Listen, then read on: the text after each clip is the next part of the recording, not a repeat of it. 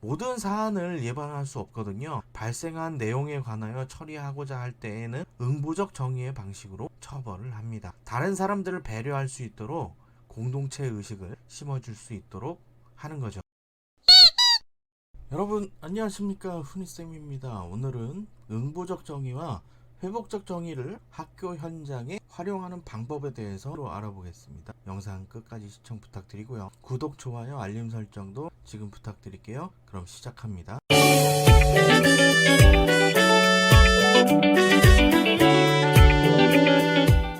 학생들이 일으키는 다양한 문제의 행동들이 있습니다.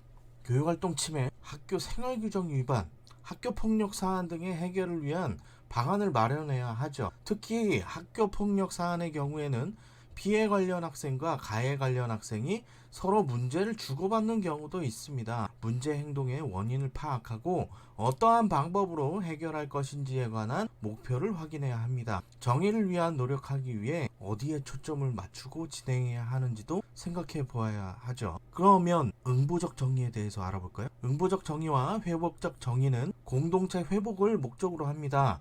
공동체를 구성하고 유지하기 위한 수단으로 활용할 수 있도록 노력해야 하죠. 공동체 의식을 강조하는 정의를 이루기 위한 방법이기도 하죠. 다른 사람들과 함께 살아가기 위한 규칙을 만들어내기도 합니다. 다른 사람의 입장을 생각해 보면서 배려하는 과정에서 공동체 회복을 위한 방안을 마련합니다. 응보적 정의, 회복적 정의는 문제 행동에 관한 인식을 바로잡고 정의를 이루려고 하는 같은 목적을 두고 있습니다. 여기에서 주목할 것은 정의를 구현하는 방식에 차이를 두고 있죠. 응보적 정의에서는 가해자의 처벌을 목적으로 처리하는 방식입니다. 회복적 정의는 피해자의 회복에도 초점을 맞추고 있습니다. 회복적 정의의 목적을 확인해 보겠습니다.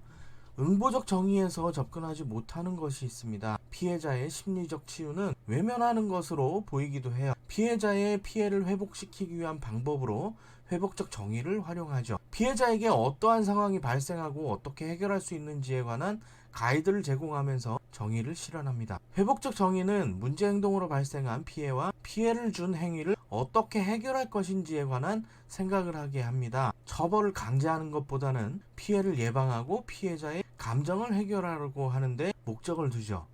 피해 당사자와 주변에 영향을 받은 모든 사람들의 상처받은 마음을 치유할 수 있도록 합니다. 피해자에게 발생한 피해를 어떤 방식으로 해결할 수 있을지에 관해 고민해 보기도 하고요. 그렇다면 학교 현장에 어떻게 적용을 할까요? 정의를 구현하는 방식의 응보적 정의와 회복적 정의의 두 가지 패러다임을 학교 현장에서 활용하기 위해 어떻게 해야 될까요? 학교 폭력 상황에서는 어떻게 적용하는 것이 효율적일지 지금부터 확인해 보겠습니다.